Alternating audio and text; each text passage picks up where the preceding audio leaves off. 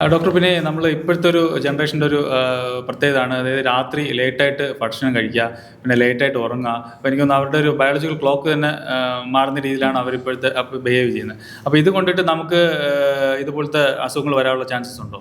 അതെ, ഇതും ഒരു റീസൺ തന്നെയാണ്.